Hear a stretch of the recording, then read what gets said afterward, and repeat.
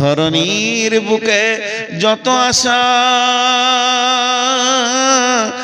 আর রচিনু সম্পদ যত, তোমারই মাটিতে মিশায়া যাবে হায় আমার দেহের মতো। এই চারটা গোনাতেই আযাবটা দেয়া হবে। কি কঠিন জিনিস, কি কঠিন জিনিস ভাই আমার।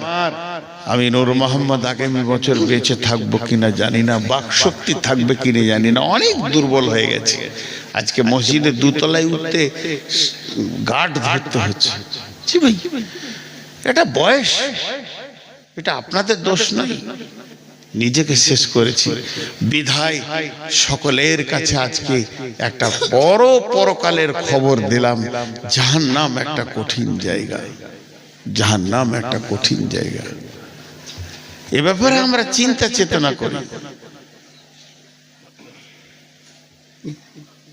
আমিলাতুন নাসিবা তাসলা নারান হামিয়া তুসকা মিন আইনিন আনিয়া লাইসা লাহুম তাআমুন ইল্লা মিন জারি লা ইসমিনু ওয়া লা ইগুনি মিন জু।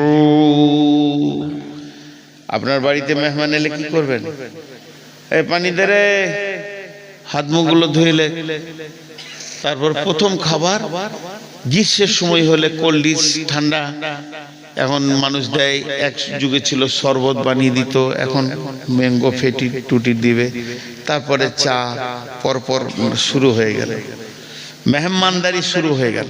আমার আল্লাহ বলছেন জাহান্নামের প্রথম মেহমানদারি হবে। জাহান্নামে মানুষ যখন ঢুকবে ওর প্রথম নম্বর মেহমানদারি হবে, ফেরেশতা ওকে চিৎ করে শুইয়ে জোর করে মুখে গরম জ্বলন্ত ফুটন্ত আগুনের পানিকে খাওয়ানো হবে। পৃথিবীর 70 গুণ তেজ আগুন। আল্লাহর কসম, আমাকে স্টেজে শুইয়ে দেন, 8-10 জন ধরেলেন, আর একটা পানিকে ফুটন্ত পানি যদি 2 ঢোক খাইয়ে দিতে পারেন কিংবা পাইপ দিয়ে ভরে দেন, 3 মিনিট তো দূরের কথা, মানুষটা 1 মিনিট বাঁচবে না, সঙ্গে সঙ্গে ছটফট করে মারা যাবে। গরম পানি যদি পেটে ঢুকে যায়, এর থেকে 70 গুণ তেজ গরম পানিকে তার মুখে দিয়ে খাওয়ানো হবে। তারপরে তাকে কি করা হবে? তাকে খাদ্য দেওয়া হবে। ক্ষুধার্ত অবস্থায় থাকবে। জাহান্নামীরা সব সময় জিৎকার করবে খাবারের কথা। আল্লাহ বলছেন লাইসা লাহুম তাআমুন ইল্লা মিন জারি, সেখানে কোনো খাবার নাই, রয়েছে শুধু জারি ঘাস। সেই ঘাসটাই এমন জিনিস গলায় লেগে যাবে, না ভিতরে না উপরে আসবে, তখন পানির জন্য চিৎকার করবে। ওই অবস্থায় একদিন নয়, 2 দিন নয়, 50,000 বছরের দিনের বছর, 1 বছর দাঁড়িয়ে থাকবে পানি পানি পানি পানি করে। ফেরেশতারা এসে বলবে কি ব্যাপার তোমার? বলে বান্দা, হাদিসের মধ্যে আছে আল্লাহ বলবেন আমার নাম ধরে ডাকছে, বেঈমান কি বলতে চাইছে একবার শুনে আয়। আমি তো ওকে বহুবার ডেকেছি, হাইয়া আলাস সালাহ, হাইয়া আলাস সালাহ, হাইয়া আলাস সালাহ। আসেনি, এখন আমার নাম ধরে ডাকছে, দেখ ওরা কি চায়। ফেরেশতা বলবে তোমাকে কি চাই? পানি, সামান্য পানি চাই। আল্লাহ তাবারাক ওয়া তাআলা বলবেন লা ইয়াযুকু ফিহা বারদাও ওয়ালা শারাবা ইল্লা হামিমা ওয়া গাশশাকা। ওখানে তো কোনো ঠান্ডা পানি বা শরবত নাই, দেওয়া হবে না। শুধু দেওয়া হবে সেই জাহান্নামীরা পুড়ে ঝোলে রক্তের যে নদী বয়েছে, পুঁজ রক্ত, ওই দুর্গন্ধ পানি এনে ওর মুখে দিয়ে দাও। যখন ওটা মুখে দেওয়া হবে, সমস্ত কাঁটা, নাড়ি, ভুঁড়ি, কলিজা, ফ্যাফসা, তিল্লি যা কিছু আছে গলতে গলতে পায়খানা রাস্তা দিয়ে বেরিয়ে যাবে, আবার যেমনকার তেমনি হয়ে যাবে। লা ইসমিনু ওয়া লা ইগুনি মিন জু। সেদিন তাদের ভোকও মরবে না, ভোকও থেকে যাবে, পেটও ভরবে না। এই হচ্ছে জাহান্নাম। জি, আপনারা জালসাটা কি শূন্য তুমি কল্প করছেন মসজিদের? কটা বাজলে জি?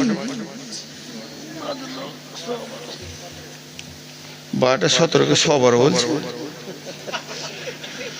সবাই আমাকে খ্যাপা পাগলা মনে করে গো। আর আমার বুদ্ধি কম। পশ্চিমবঙ্গের মধ্যে সব থেকে মাথা মোটা বক্তা দেখবেন তো আমাকে দেখেন, শেষকালেই পায় পাগলার মতো শেষে বকি। 12টার পর কি কেউ জালসা করে গো? আজকে আমার জালসা আছে ওই দিনাজপুর, দক্ষিণ দিনাজপুর। আজ ক তারিখ হলো? হ্যাঁ, আবার 27 বলছে। তার মানে আমি যা বলেছি সব কাল ভুল বলবে। এখন থেকেই ভুল বকছে, তার মানে কালকে সব ভুল বকবে, উল্টো পাল্টা বলবে। চায়ের দোকানে বলে পারবে গাঁজা খা জান্নাত যাবি। কে বলেছে? নূর মোহাম্মদ বলেছে। আজ 28 তারিখ হয়ে গেল। ভাইয়া, আপনাদেরকে ছোট্ট একটা কথা বলে শেষ করে দিছি। আপনার আমার মহব্বতের মানুষ। আমার এখন খালি পেটে সুগার 300-র ওপর।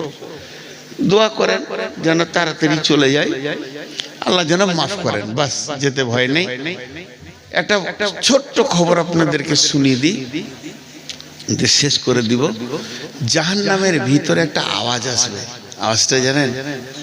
আর্তনাদ, আর্তনাদ, পুরো মহব্বত জড়ানো আওয়াজ। ইয়া হান্নান, ইয়া মান্নান। হান্নান মান্নান কার নাম বলেন? কার নাম? সবাই আল্লাহ বলে ডাকবে জান্নাতে। আল্লাহ, জিভটা 6 কিলোমিটার বেরিয়ে যাবে, হাদিসে আছে। 1 ফরসাক কি 2 ফরসাক উ ডাকবে এই নামটা নিয়ে, ইয়া হান্নান, ইয়া মান্নান। আল্লাহ বলবে জিবরাইল, কে ডাকছে ওকে তুলে নিয়ে। তো জিবরাইল গোটা জাহান্নামটা উল্টা পাল্টা করবে, সাউন্ড শুনতে পাবে, লোকটা দেখতে পাবে না। আল্লাহর কাছে খালি হাতে এসে বলবে, আল্লাহ, সাউন্ডটা আপনি পেয়েছেন, আমিও পেয়েছি, কিন্তু দেখতে পেলাম না লোকটা। আল্লাহ বলবে, জিবরাইল, আমার মহব্বতের নাম ধরে ডেকেছে, আমার হৃদয়কে কাঁপিয়ে দিয়েছে। আমার গোলাম কোথায় আছে আমি জানি, আমি তো সব জাননেওয়ালা। তুমি জাহান্নামের নিচে চলে যাও, একবারে নিচে, ওর নিচে আর কেউ নাই, একটা বিরাট পাথরের নিচে পড়ে গেছে। জিবরাইল যে পাথরটা সরাবে তো উভুর হয়ে পড়ে আছে, আর অজগর সাপে ওকে জড়িয়ে ধরে আছে। ওই অবস্থায় বলছে, ইয়া হান্নান, ইয়া মান্নান। জিবরাইলের মাথার চুলে এমনি করে হাতটা ভরে দাঁড় করাবে, এইভাবে হিলিয়ে দেবে, সাপ বিচ্ছুগুলো নিচে পড়ে যাবে। তখন ওকে বলবে, বান্দা, আল্লাহর গোলাম আমি জিবরাইল এসেছি, তুমি কি বলছো বলো। ও বলবে, জিবরাইল, তোমার সাথে আমার দরকার নাই, আমার হান্নান মান্নার সাথে দরকার। আমি যার নাম ধরে ডাকছি আমাকে তার কাছে করে দাও, তোমার সাথে আমার দরকার নেই।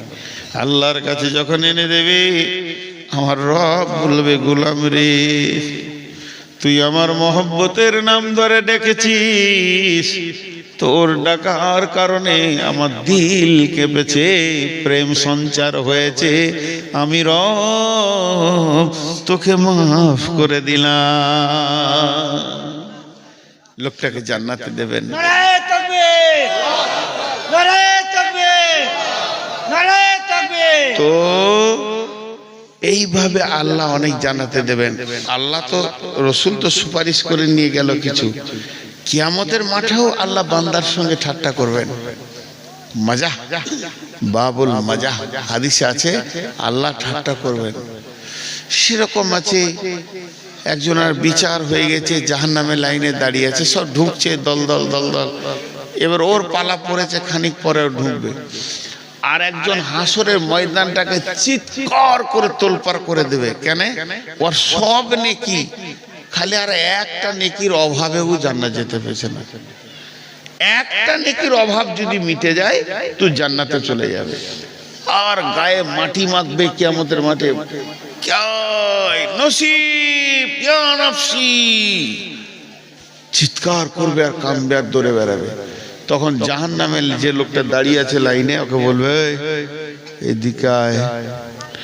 তো বলবে তুই নিজেই জাহান্নাম দিয়েছিস, আমার কি করবি, তোর তো বিচার হয়ে গেছে, ঢুকতে বাকি। আয় ভাই ডাকছি, আয়। গেল, কি হয়েছে? একটা নেকির অভাব। ও তখন বলে আমার সব গোনা, খালি একটা নেকি আছে, ও থাকলি কি না থাকলি কি, চলে চলে যাবে। আর খুশিতে মারবে ধর। আল্লাহ আল্লাহ জানে না, সব জানে। আমি বেঁচে গেছি, এই একটা নেকি এনেছি। আল্লাহ বলে সে কে রে? আজকের দিনে তোকে নেকি দিয়েছে সে কে? আমার কাছে কি নেকির অভাব আছে না দয়ার অভাব আছে? আমি দয়া করলে গোটা হাসপাতাল জান্নাত চলে যাবে। তোকে নেকি দিয়েছে আজকে দিনে, ডেকে নেই তাকে। এবারই যাবে ডাকতে, আয় লাভ নাই, ওর মতো বকবে। ও যখন উল্টা বকছিল এই বকবে, আয় লাভ নাই, আয় ভাই আয়। বলে হ্যাঁ আমি আমার গোনা দেখে নিয়েছি, ফেরেশতা যা লিখেছে সব সত্য, আর দুবার বিচার করে এসে একই ঘটনা ঘটবে, যে লাভ নাই। বলে বলছি তোকে আয়, একবার আয়, তোকে রব ডেকেছে, তুই একবার আয়। রবের সামনে যখন যাবে, আল্লাহ বলবে গোলাম আজকে কঠিন দিনে তুমি নেকি দান করেছো, আমি কি নেকি দিতে পারতাম না?